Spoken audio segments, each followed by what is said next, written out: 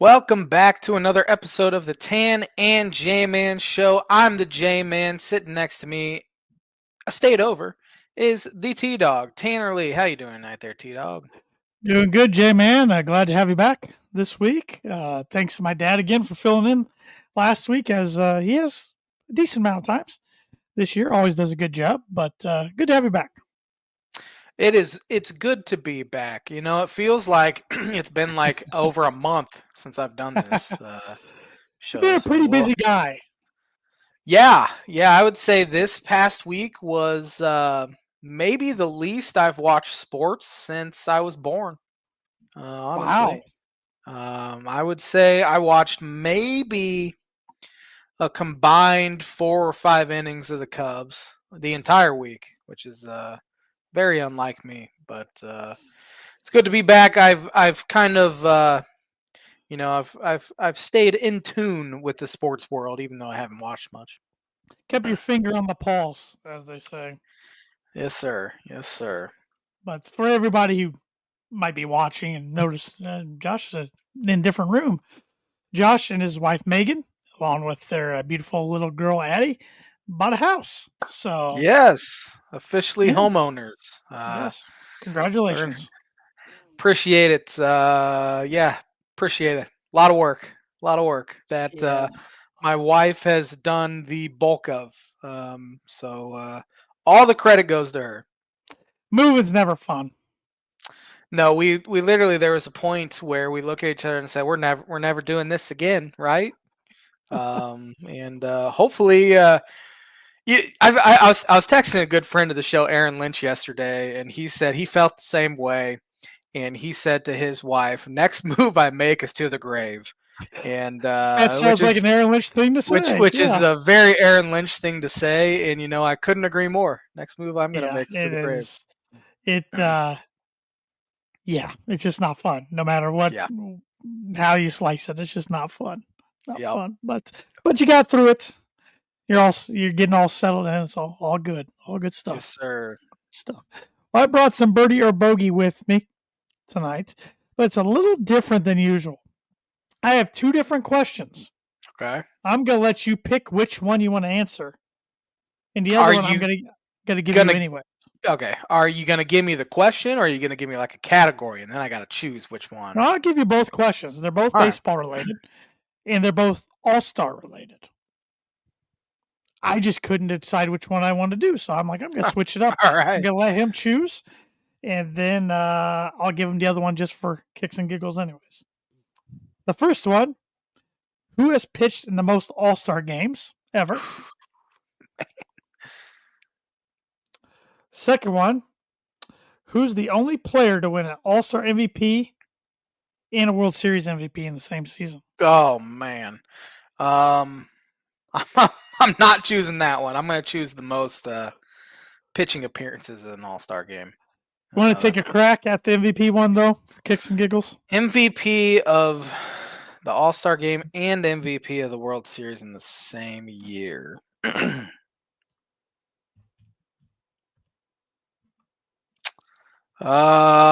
Man, can you give me a century? It's happened in the 2000s. Oh, okay. All right. That's a decade, so that's even better. So thank you. Well, you're welcome.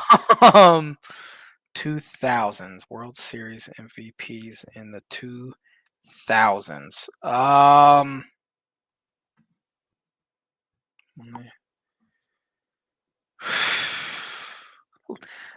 Let me think on it and get back to you. All right.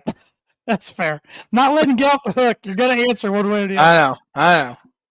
But Birdie or Bogey is brought to you by Arlington Public House for great cuisine, cocktails, casual atmosphere located 703 Main Street in Rochester, Indiana. yep, they were active this past week on social media. They had their ramen like they do every Wednesday. They had their Taco Thursday, their House Taco Thursday going on. And over the weekend, they had happy hour, of course, which is Tuesday through Saturday, 4 to 5. Half off all appetizers, $3 off adult beverages. But they also had the weekend feature was prime rib, choice of potato, soup, or salad. Man, that's right up my alley, I tell you Yep. what. Yep. So, yeah, you can't go wrong with anything there. Tuesday open Tuesdays through Saturday. What is we've talked about preferred method of cook, like when it comes to meat. Like I think we're both medium rare guys. I'm more Um, medium, but I like medium rare more than I do medium well. Agreed. Yeah. Yeah. Because sometimes when you order like medium rare, it's a little too rare for my taste. Yeah.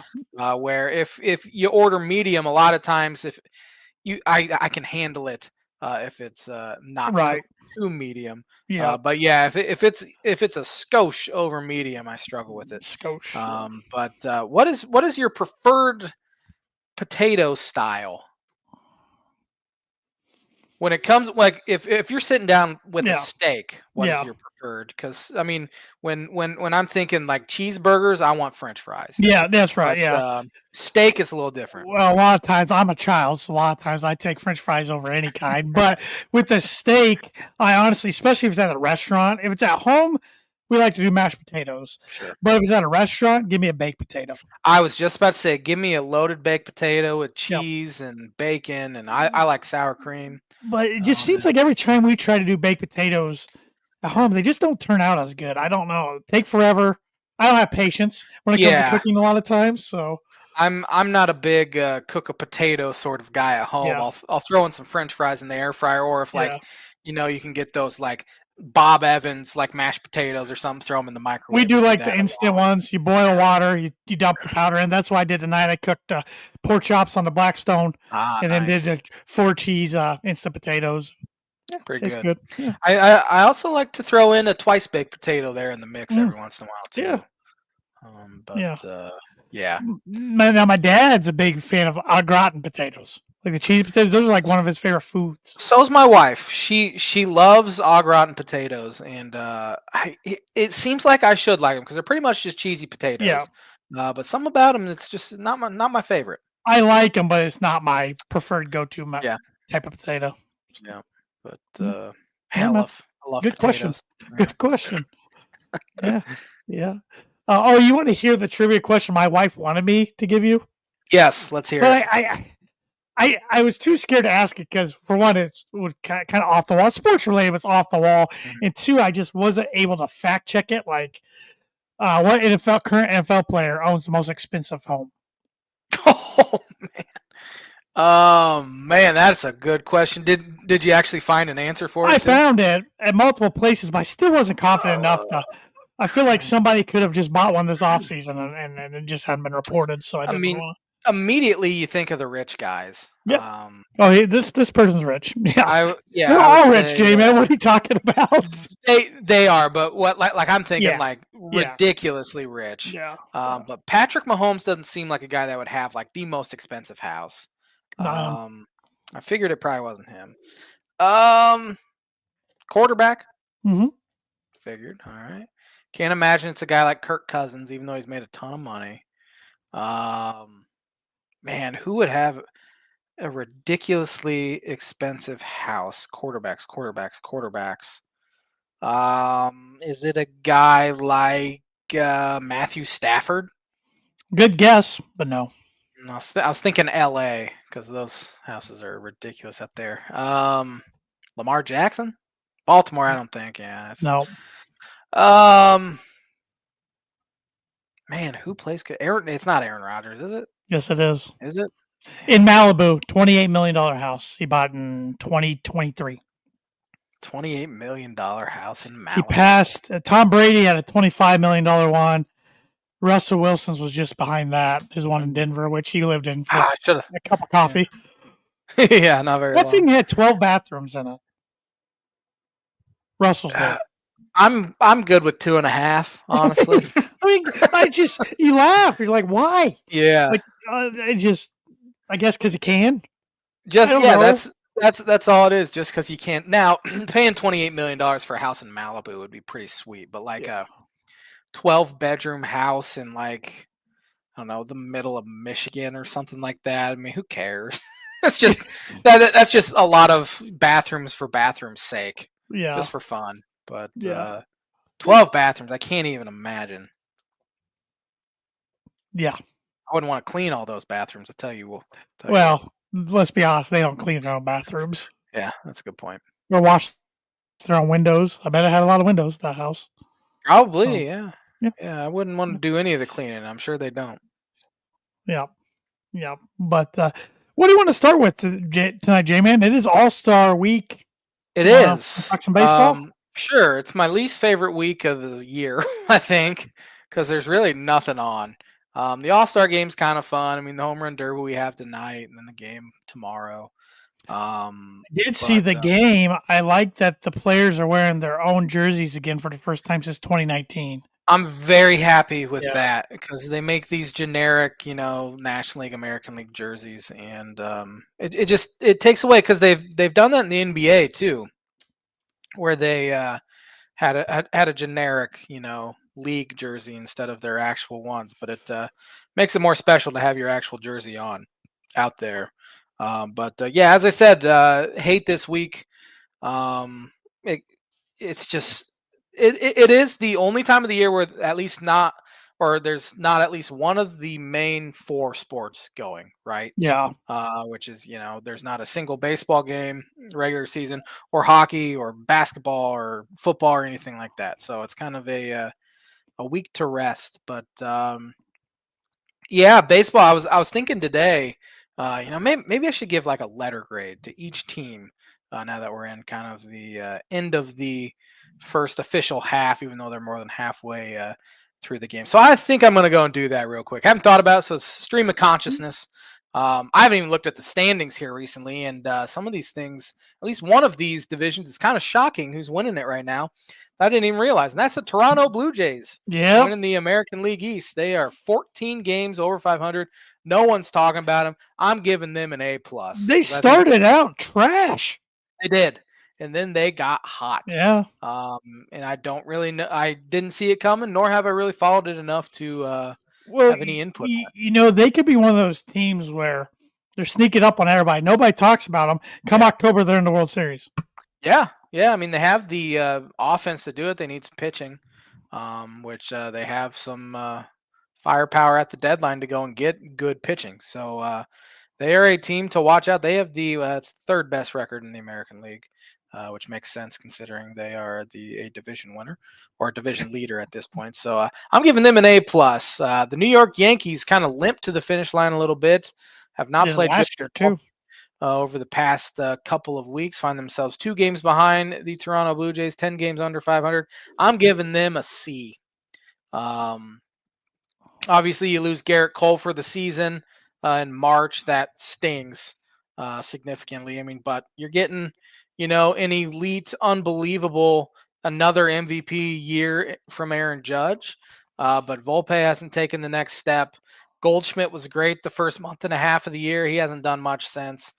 Cody Bellinger's been pretty solid for him. Giancarlo Stanton's back, but he hasn't really been doing a whole lot. He'll be hurt here in about 2 weeks. Just wait. Yeah, he's made of glass. Yep. Austin Wells is having a down season, so they've been kind of disappointing. I did see Judge is the quickest to 350 home runs in his career. Yeah, it's kind of a shame that he didn't really become a legitimate, full season major leaguer till he was 25, or we'd be talking, 600 homers. But he's 33 years old, so that might be tough to get to, assuming he doesn't age, which most baseball players age very poorly. So it'll be interesting to see how he's able to continue to do it, but he keeps doing it. Last week, I doubt you. I mean, you were so busy. I doubt you even got a chance to listen to the show. But my dad and I were talking about Kershaw becoming the latest guy to get 3,000 career strikeouts. Yeah. And the next closest is still a ways away. And we were wondering if, we'll ever see it again, particularly because guys get pulled after 5 or 6 innings anymore. Yeah. How about you just mentioned 600 home runs in our lifetime? Are we ever going to see somebody eclipse 600? Man, it's so much harder to hit these days than it was back during the steroid era. I don't know. There's not really a guy that you look at right now that maybe a Juan Soto can get there because he's still very young. He would be about the only guy I can think of. Ronald Acuna Jr., he came up early, but he's been hurt.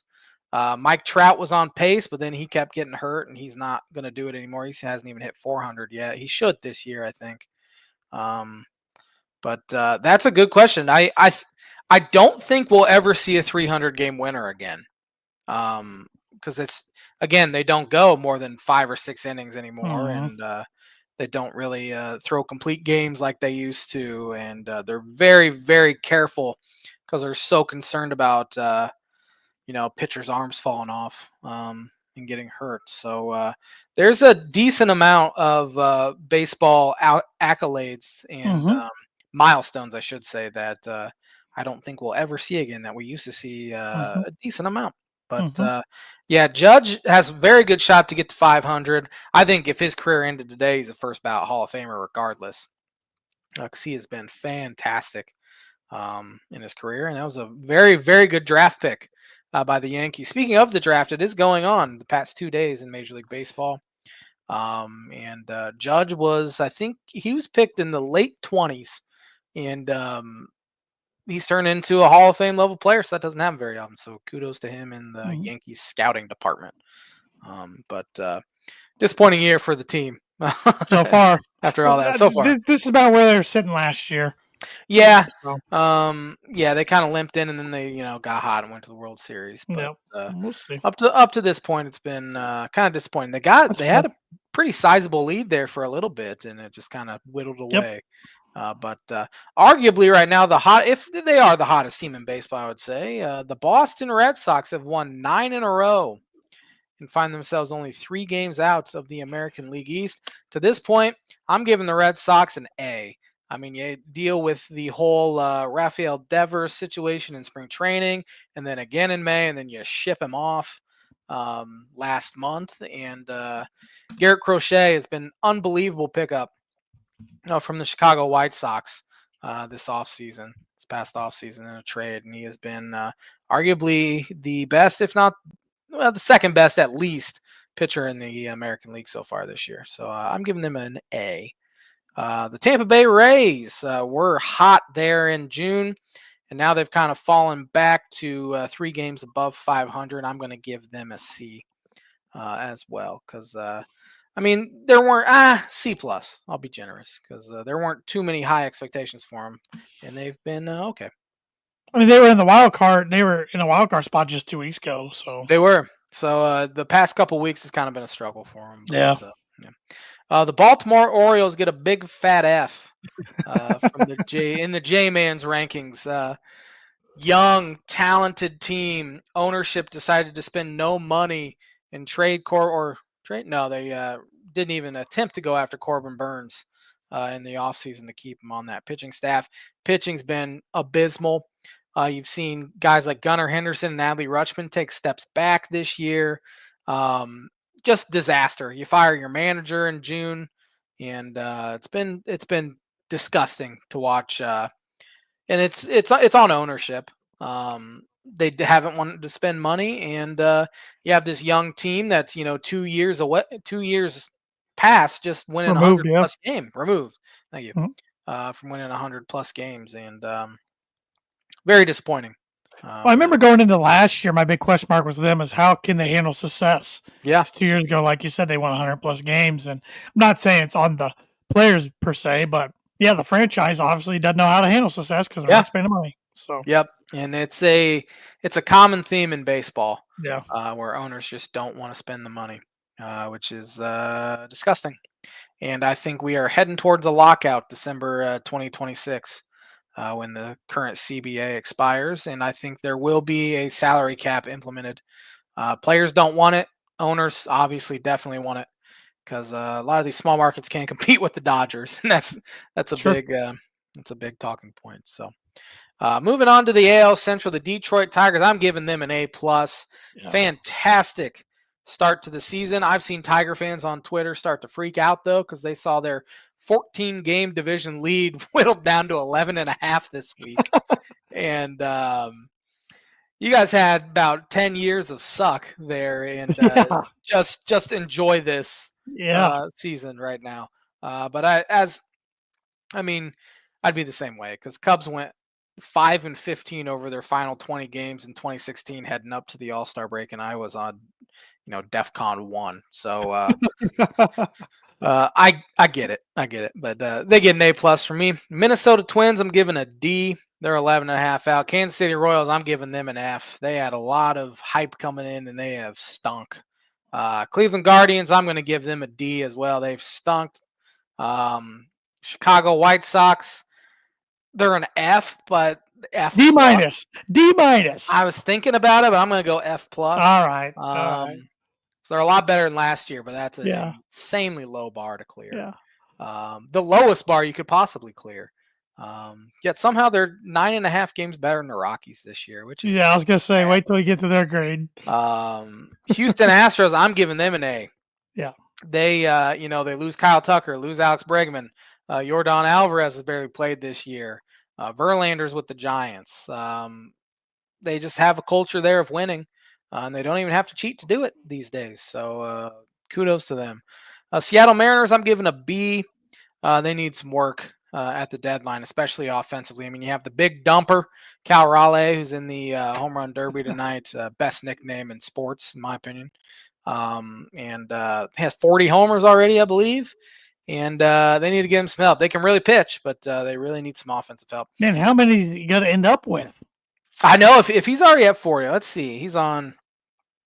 I want to fact check myself to make sure he actually got to 40. He's at 38, so still. It's a lot of homers, and he has 82 RBIs. He has a good shot to get to 60, honestly, and we don't see that too often, especially from the catcher position. Play every day behind the. Yeah, I think he'll break the all-time catcher home run record. What is that? I would assume it's Mike Piazza. I'll check, but I'm not 100% sure. Texas Rangers, I'm giving a D. They're old. They're hurt all the time. They had one good season, and they happened to win a World Series. So the LA Angels are only 2 games under 500, which is better than what they have been for about 12 years now. So I'm going to give them a C. The most home runs in a single season by a catcher, Salvador Perez in 2021, 48. 48, yeah. Johnny Bench at 45 in 1970. Javi Lopez at 43 in 2003. I remember that. That was Todd Hundley at 41, 96 for the Mets. So Piazza's down at 40. Ray Campanella had 41 in 1953. But Piazza's had 40 2 different times, 38. Yeah. 36 2 different times. I mean, he's 35. He's by far the best power catcher hitter of all time. Yeah, Sal Perez just did it like 2 years ago, didn't he? 2 or 3 years ago? 2021. 4 years ago already. Jeez. Mm-hmm. Yeah. I also had 121 RBIs. He had a great year that year, and the team stunk. My goodness. Johnny Bench in 1970 when he had 45 home runs at 148 RBIs. Guys drove in runs back in the day. They don't do that as much anymore. Pitching is a lot different nowadays. Yeah. But Javi Lopez. I remember that came out of nowhere. He had 43 home runs in only 457 plate appearances. That's wild. Like 129 games. That's like a 10. That's a 10% home run rate. 150 hits and 109 RBIs. Wow. Yeah, I remember he had an unbelievable year, and he was never able to replicate that. He was a good player. Yeah, but he'd hit more like 18 to 25. Yeah, 43. Yeah. Sacramento Athletics, although they don't like to be called Sacramento Athletics, they just like to be called the A's. F. Ownership. Yeah, so much for my wild card pick for them. Feel bad for the players. It's a terrible situation there. Philadelphia Phillies leading the NL East. I'm going to give them a B+. They've kind of been up and down and up and down and up and down. But, hey, they're in first place. Mets are a half game behind them. I'm going to give them a B-. We're great for 2 months. Haven't been nearly as good here past month and a half, but they should be okay. Miami Marlins are in third place, 2 games ahead of the Braves. For third place there. Not good, but grading on a curve a little bit. I'm going to give them a C because they weren't supposed to be very good. And I assume they'll tail off soon, but they haven't yet. Braves, big fat F.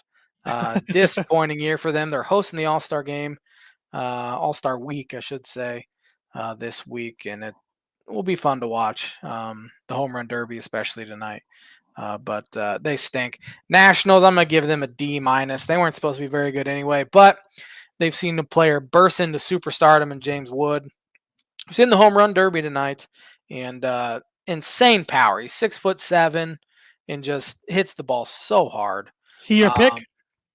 This will be the J-Man's book and prediction of the week. Look at that. I was waiting for some home run derby talk. He is my pick. I think he is set up to win a home run derby because he's so dang strong and has insane bat speed. But watch out for Ronald Acuna Jr., the hometown guy there with the Braves. Ton of power as well. Cal Raleigh, as I said, is in it. But I don't think I don't think his game will translate to a batting practice sort of format. O'Neal Cruz is another guy to watch out, though. He hits the ball so incredibly hard for the Pittsburgh Pirates, and he's in it tonight. So, but J-Man's Book of Bridge of the Week brought to you by Travis Watchering Insurance Agency for life, home, auto, business, renters, workers' comp, and farm insurance. Contact Travis 219-869-4561. I'm going with Jazz Chisholm. He has the worst odds, but I'll go with Jazz. Hey, you put some money on that, and I it's should. The biggest bang for your buck. I should. Well, I would be shocked if he finishes anywhere but last, honestly. Hey, I never thought Robinson Cano was going to win the year he won. That's a good point. Maybe it'll shock us. Then he hit 0 the following year. Yeah, I remember that. Moving on to the NL Central, the Chicago Cubs, 18 games over 500. I'm going to give them an A. I know it's a biased take, but I think unbiased listeners or lookers would also probably give them an A. I mean, you've seen Pete Crow Armstrong burst into superstardom. Kyle Tucker be as consistent gets. Dansby Swanson's had a great year. Michael Busch, all-star snub Michael Busch, has the highest OPS of any first baseman in baseball, and he missed the All-Star game. In fact, he has the highest OPS of any player to not be named an All-Star since 2010. So absolute joke that they took. I understand why Freddie Freeman got there, and I on the surface know why Matt Olson got a spot too because he's an Atlanta Brave. But Michael Busch deserved a spot, as did Seiya Suzuki. 25 homers, career high in RBIs already. Seen a career year from him. Carson Kelly's having a career year. Nico Horner's having a good year. They're all having good years. Need some significant pitching help at the deadline, but I'm giving them an A. Milwaukee Brewers, I'm going to give them an A+.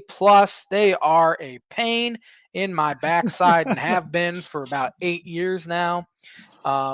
They are, if the Red Sox aren't the hottest team in baseball, it's the Milwaukee Brewers. They won 6 in a row this week, including sweeping the LA Dodgers. And Cubs, who have played pretty good baseball here the past 3 or 4 weeks, have seen their 6.5 game lead dwindle down to 1 just because the Brewers just feel like they aren't losing. Now, on the flip side, Cubs have the 3rd easiest schedule in baseball the rest of the way, while the Brewers have the 2nd hardest schedule. So hopefully, for me, it will flip. St. Louis Cardinals, 51-46, 6.5 games back. I'm going to give them a B+. I had them finishing last in the division at the beginning of the year, and they have exceeded expectations, and I think they are a team that will fall back a little bit, but I've been saying that since mid-May, and they really haven't. So B+ for them. Cincinnati Reds, I had them finishing 2nd in the division, and they have been disappointing so far. I'm going to give them a C-. They have too much talent, especially on the pitching side of things, to continue to struggle, but something's amiss there with that Cincinnati Redlegs ball club. Pittsburgh Pirates, I'm going to give them a D-. So much pitching and so little offense. Paul Skeens has an ERA under 2, and he only has 4 wins, which should completely eliminate the pitcher wins, talking point of, does it really matter? No, it doesn't matter. He is elite, and he's starting the All-Star game. Give him an F. Dodgers, I'm going to give them an A-. They haven't been all world like we thought they would, but here they are with the 2nd best record in the entire league of baseball. So Padres, I'm going to give them a B. Giants, a B. Diamondbacks, a D. And the Rockies, a Z. I'm going to give them a Z. The only good thing the Rockies did, they drafted Ethan Holiday, and they might as well just bring him up right now and play him. That poor kid. Playing for that franchise. But cool to see a legacy there for sure. I Yep. figured because he had a lot of like he's probably going to go number one overall for like 3 months now, and to see him slide. I mean, he slid from like 1 to first 4. overall to fourth. Like that's Yeah. not really a slide. To go to the Rockies is pretty cool, and maybe it'll Yep. get. I mean, fan interest is still pretty good, even though they stink. They still have a lot of Opposing people fan show up. interests, opposing Yeah, fans show up. yeah, Uh, I don't know. I like the real the casuals show up, but I think like the diehards. I don't know if they're showing up right now. I think they're probably trying to Nick. take a stand. It'd be hard to Yeah. show up. I mean, you're 22 and 74, 35 and a half games back. Um, they fired Bud Black, who was 7 and 33, and then the interim's 15 and Yeah. 41. So it's not like Bud wasn't the he's that problem. much better. No. Yeah. They're terrible. Hunter Goodman had a really good year. Has had a really good year behind the plate, and he was their lone all-star as he should be because Hmm. he's had a legitimate pretty good year. Getting nothing from first base or second or short. Ryan McMahon has a big name for some reason, but he stinks. I've never really understood that. He kind of, I don't know, because Yeah, he's kind of a holdover, I guess, from some of the other big names leaving over yeah. the years. I don't know. And maybe that's why he's guilty by association because he was there with Chuck He's been Blackman and there, Arenado right? and He's those been there a kind of while. guys. So maybe Yeah, that's why he has like trade buzz. But I think he's yeah. terrible. I've never thought he's good. Outfield's brutal. Pitching's always brutal. I mean, they have a 5.6 ERA this year as Oh a man, team. Antonio Senzatella, who has been one of their better starting pitchers in his tenure there, has given up 140 hits in 91 innings. Um, German Marquez, who's probably been their opening day starter about 5 times, has given up 122 hits in 95 innings. Kyle Freeland, who had one good year, has given up 116 been hits in there about a 89 million innings. years. Yeah, Good Lord. They have two pretty good relievers that might be able to generate some buzz and get them something at the deadline, but that's I about was gonna it. say they never get to the relievers though. That's the Um, problem. that is the problem. They're good. They're good relievers. They definitely don't Yeah, get to yeah, them, but yeah. they stink. They are awful. They are worse than awful. They Yeah, are, yeah, laughing so stock of awful. sports. Yep, Yeah, yep. Well, that's good. Good assessment, J man. I like the letter grades. That's a good segment. That was good stuff. That was good I stuff. appreciate it. I do have a recap here from loyal listener Sean Shriver. Actually sent this to my dad and I this morning, and I haven't read it because I was waiting for it to read it on the show. Here's where we stand at the All Star break. American League, AL Central, Detroit has a commanding 11.5 game lead. It would take a significant setback. AL West, Houston has a strong 5 game lead on Seattle. Seattle is the only other team capable of catching the Astros. AL East, this is the most competitive division with 4 teams very much alive. After a surprising June run, Toronto holds a 2 game lead over the Yankees, 3 over Boston, and 5.5 over Tampa. AL wild card, the Yankees, Boston, and Seattle would be the wild card. Tampa is a 1.5 back as a Seattle. Texas, or no, excuse me, Seattle, Texas, Angels, Minnesota, Kansas City, and Cleveland are still holding on to hope with all or 4.5 games or less behind Seattle. Okay. Boston was with Seattle. I read that wrong. NL West, Dodgers are 5.5 game lead over San Diego and 6 over Giants, but it seems bigger. He said he gives San Diego and the Giants a slim shot of overtaking LA, 2% chance. NL East, he has a feeling this one will go to the last day. The Phillies have a half-game lead over the Mets. The other 3 teams are out of it. yeah. NL Central, the Cubs hold an uncomfortable 1 game lead over the Brewers. I'd give the Cubs a 55% chance of holding on. Cardinals and Reds have a slim chance, but it would take historic runs. Wild card, Brewers, Mets, and Padres would be your current wild card. I'd say that Giants, Cardinals, Reds, and Diamondbacks are within distance. There's your midseason summary. I like it. Sounds like the Diamondbacks are now open for business, though. So it sounds like they're kind of shopping Merrill Kelly and Zach Gallen and Eugenio Suarez and a couple other guys. So could see them falling back. I want the Cubs to go and raid that team because they have some talent. Especially, I would love Eugenio Suarez. I know Cubs are done with the Diamondbacks this year, but he is the biggest Cub killer. And I've talked about it. I think I talked about it 2 weeks ago on the show. How I would love him and Cubs uniform, so at least Cubs would never have to play him the rest of the year. Because if he gets traded, who knows? One of these days, I'm gonna have to do some sort of blind ranking with Cub killers. Yeah. Current Cub killers. Paul Goldschmidt would be on there. He hasn't done much lately, but he was a big Cub killer. Eugenio Suarez is number one. Public enemy number one. Yeah. Well, you better hope somebody doesn't get in the Cardinals jersey or something. Or Brewers.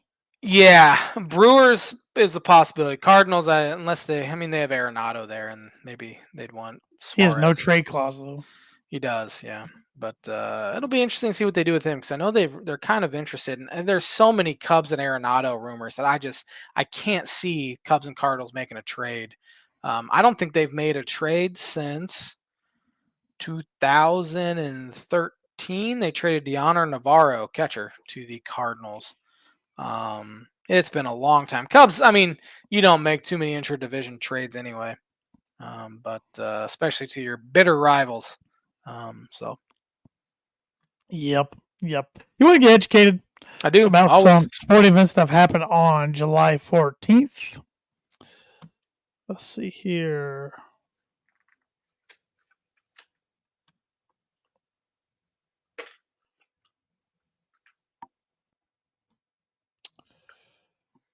Oh boy. On this day, 1951, the first color telecast of a sporting event took place when CBS aired a horse race.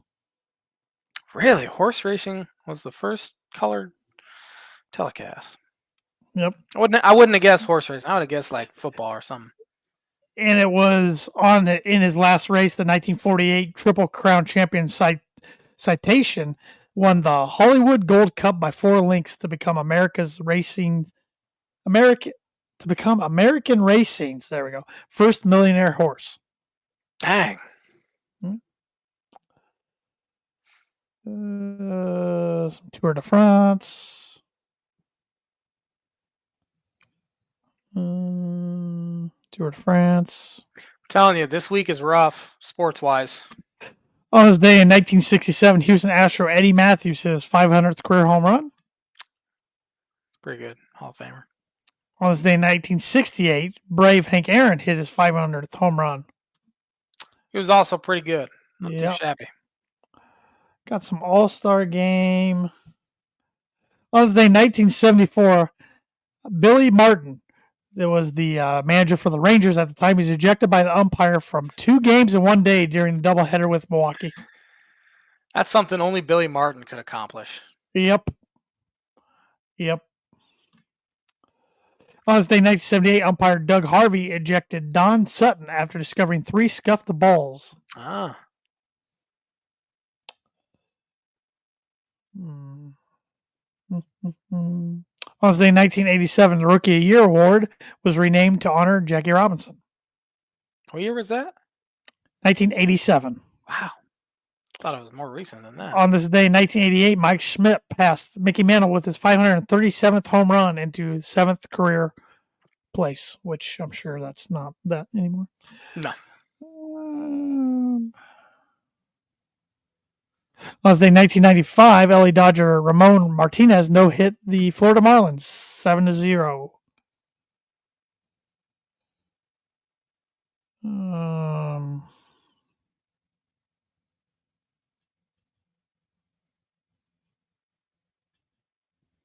He's gave me some All-Star games, but doesn't tell me like MVPs or anything, so that's boring.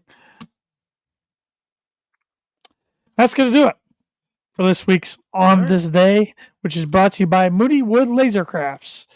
Moody Wood Laser Crafts is a veteran-owned and operated woodcraft shop based out of Texas with Indiana grassroots. They provide 100% hand-cut custom designs to fit your needs, and their pieces are a great addition to the home, office, or man cave. You can see some of their recently completed projects by visiting them at Mooney Wood Laser Crafts on Instagram and on Facebook.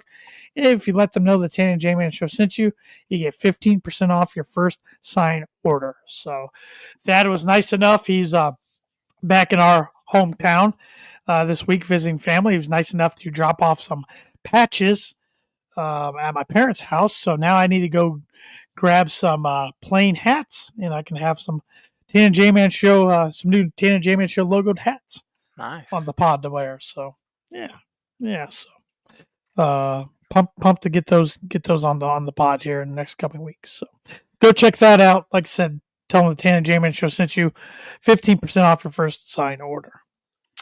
Blind ranking. It is Major League Baseball draft related, and I have 5 guys here that have been taken number 1 overall in the 21st century since 2000. Starting with Bryce Harper.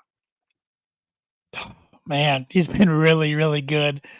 I don't remember a baseball player coming up in high school that has much hype as Bryce Harper. I mean, I agree. I remember hearing about him in Sports Illustrated for kids and different things. There was legendary stories of him hitting the back wall of Tropicana with an aluminum bat at a young age. He's been awesome. He's been a World Series champ. He's been numerous time All Star. He's been MVP. I'm gonna put him at number 1. Interesting. I don't think he is a World Series champ. Is he not? Was he not on the Nationals team? I think that was his first year with the Phillies. Oh, shoot. Now I'm looking it up because I'm trying to fact check myself. Shoot. Yeah, that was his first year with the Phillies because I remember thinking, man, what? That's got to suck. Shoot. To leave, yeah. But hey, no. I'm still leaving him at 1. All right. Garrett Cole. Stud ace. Unfortunately hurt this year. He's good in Pittsburgh. He's been good in New York. I don't know who else you have up to your sleeve, so I'm putting him at 3. All right. Steven Strasburg. Man, when he was healthy, he was so good. That was the problem. Yes, he was. Couldn't stay healthy. He was good at San Diego State. Hyped coming out of college. Put him at 4. All right. Yes, Harper was the most hyped high school player I can remember, and Strasburg the most hyped college player I can remember. And they were back-to-back drafts. The Nationals, yeah. David Price.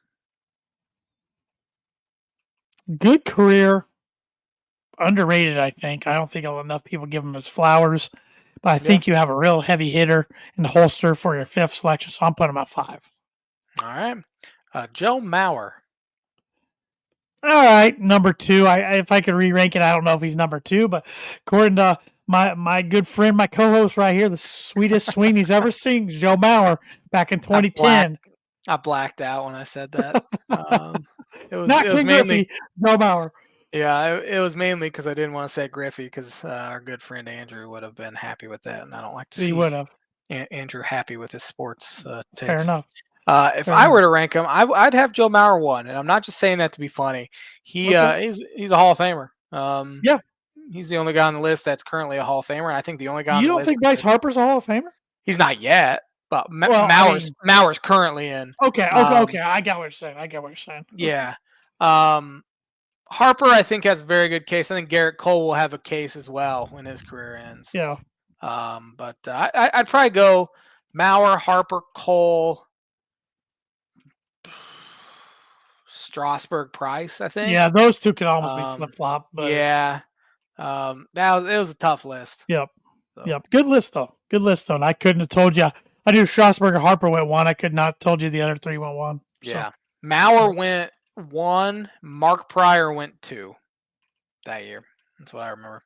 Because the Twins had the number 1 pick, and Joe Mauer was from St. Paul, so it was kind of a big deal back in the day. So, I remember Mark Pryor being very hyped up coming out of USC.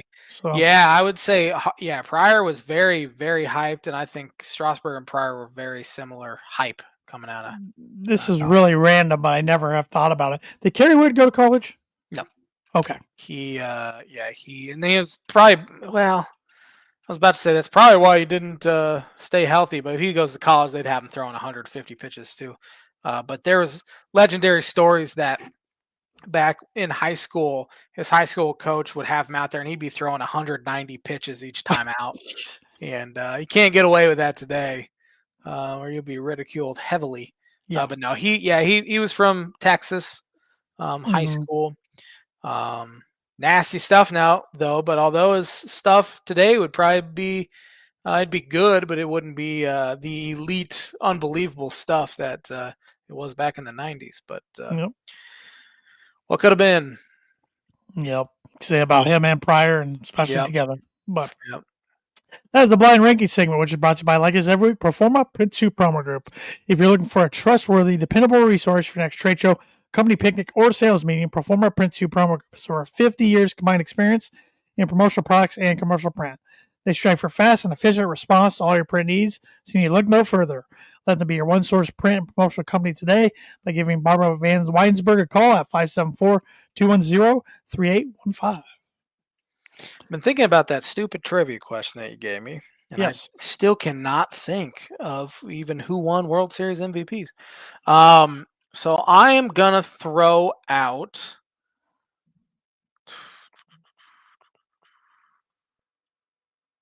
I don't even know if any of these. Luis Gonzalez. I don't even know No. if he even won the World Series MVP. I assume he did. He hit the game-winning hit. I have no idea. Derek Jeter in 2000. I wouldn't have thought of that. That surprised me too. Glad I didn't pick that one, although I'm gonna get a bogey with the other one anyway. So. Yeah, because that was either a birdie or a bogey. There's no Yeah. par since it's a single answer. Yeah. I do have some open talk and picks, but we'll do that last. There's something else I want to discuss with you. You might have seen this. Is an ESPN report that came out actually early this morning. Executives, coaches, scouts all ranked NFL's top 10 quarterbacks for this upcoming season. Did you see this? I did not. Okay. No. Okay. Who do you think's number one? Josh Allen. Josh Allen is number 2. Lamar Jackson. Lamar Jackson is number 4. Who the heck else is good? Mahomes? He had a bad year. Yes, Mahomes. He was ranked 1 in this ranking last year. His lowest ranking's been 4. Come on. Yep. So who do you think's number 3?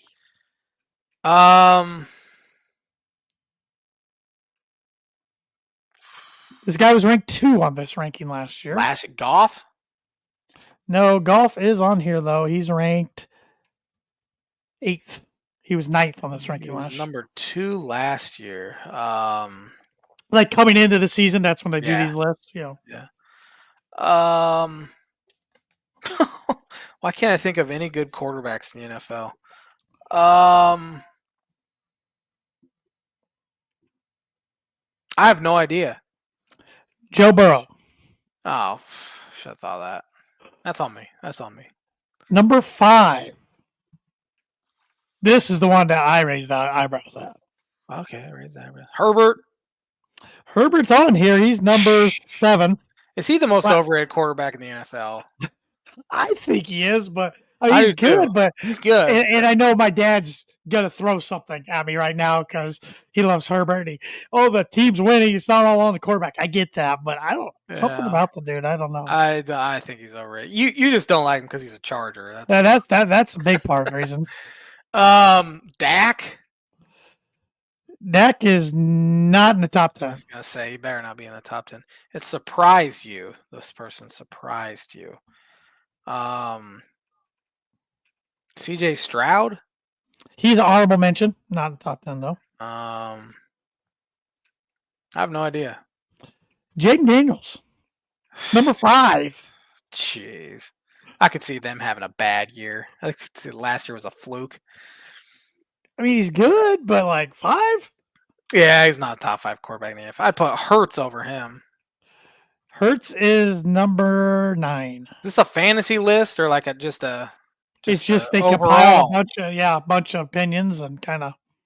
Because fantasy, okay, maybe I could see a Jaden Daniels being a top 5 sort of guy, but number 6. You haven't named number 6 yet.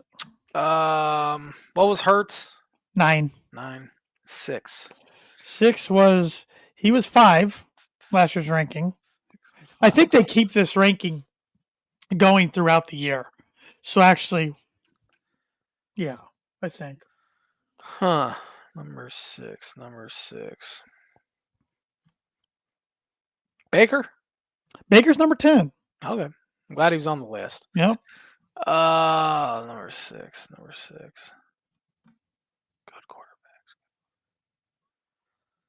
quarterbacks. I'm going through each team in my brain. I don't know.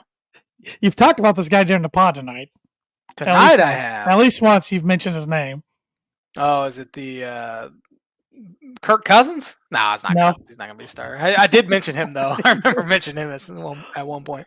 I don't know. Stafford, Matthew Stafford. Oh, okay. Yeah, and can you name the other honorable mention besides C.J. Stroud? There's one more. I'm gonna say it's Bo Nix, just because you. He received votes, but no. Tua received votes, but it's not Tua. Just to let you know.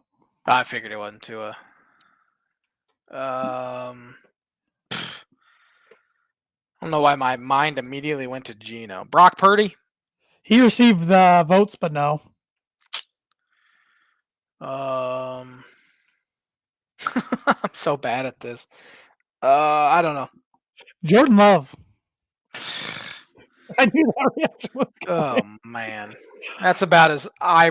Oh man, that's terrible. Other quarterbacks that receive votes that we all haven't already mentioned: Dak Prescott, Aaron Rodgers, and Kyler Murray. Interesting. Kind of forget about Kyler. We talked about him last week. My dad and I saying this is a huge year for him. It's make or break year. Feels like we've been saying that for a couple of years now. Yeah. And also around the NFL, this is AFC East implications here.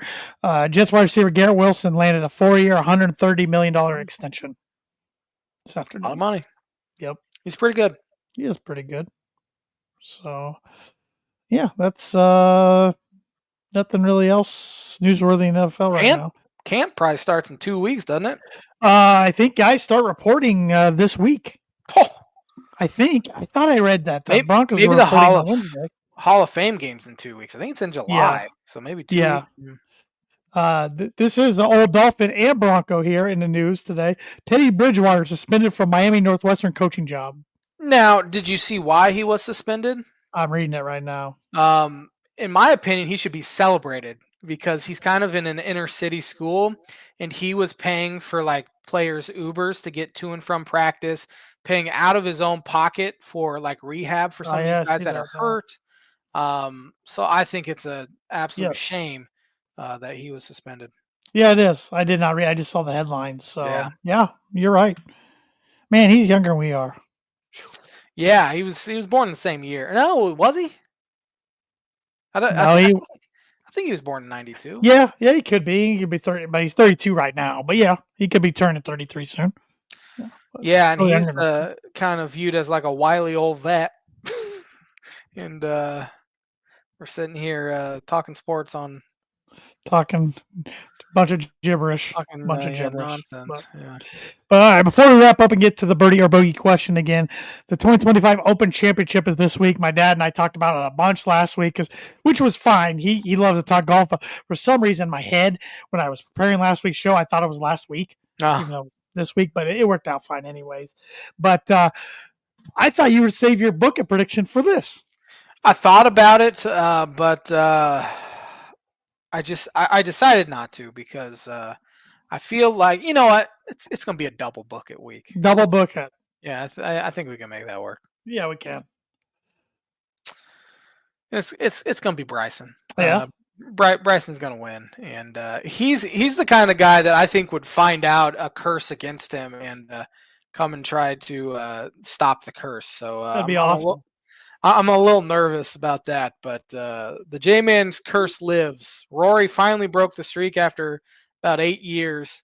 And he sucks. Actually, he played good in Scotch Open last week, but I was gonna say he sucks since. But yeah, it was not very good. He's been a baby since. I can tell you that he's been a baby. Yeah, he's a sore loser, that's for sure. Yeah, but Bryson DeChambeau. Bryson's got the 4th best odds, but I don't like him over there in the weather and in the elements. I don't know. I don't like. I'm sticking with my pick last week. Maybe it's with my heart. It's not Ricky Fowler, even though he's in the field. It's not Ricky. Is he in the field? Yeah, he is in the field. Oh. It's not Ricky. It's Tommy Fleetwood, who is still looking for his first PGA Tour victory. He's been on Ryder Cup teams. He's won on the European Tour, but the poor guy just heartbreaking loss after heartbreaking loss on the PGA Tour, and he is 7th best odds. So I'm taking Tommy. He's like a pretty big name. I guess I didn't Yeah, good realize he had guy. never won a PGA Tour event. He got his heart broken by Keegan Bradley a couple weeks ago, which was cool since Keegan's the captain for the U.S. this year in the Ryder Cup team. Keegan's probably going to be a playing captain, which has rarely happened. So how do guys become captain? it gets voted on by some committee or selected or something, but it's a real prestige honor. Like it's a big time deal in the golf world.